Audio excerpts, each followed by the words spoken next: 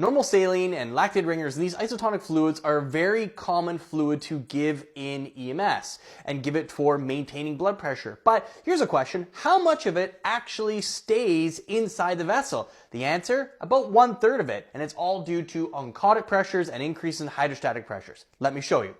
As we saw with hydrostatic pressures we're talking about fluid moving out of the vessels because of a pressure gradient here between the oxygenated side and the deoxygenated side. So that's what we saw. We saw movement out of the vessel. Now, we're going to kind of magnify this area so we can see it a little better on the vessel side, because the oncotic pressure is all about movement back into the vessel. And why does that occur? Well, one thing I will mention is that it's not very well understood. What we do know is that it's because of larger proteins that don't effectively move very well outside of the vasculature. Okay, it stays inside the vasculature. And so one particular one that has a major impact on fluid moving back into vessels, okay, that's the oncotic, is albumin. So these blue circles are your albumin. And so the more albumin concentration we have, the more oncotic pressure we have, meaning the more pressure movement back into this vessel.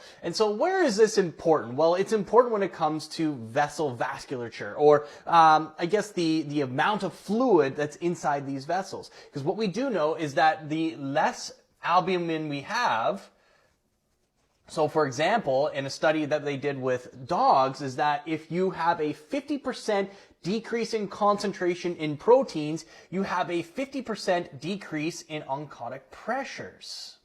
Okay? So that means that we're going to have less movement of blood or fluid back into these vessels. Now, where does that come into play? Well, it comes into play when it comes to isotonic fluids and giving normal saline and ringers and those types of things, because they don't have any large proteins. Okay? Large proteins are what we would call a colloid solution. So we're not giving that in an ambulance or an EMS.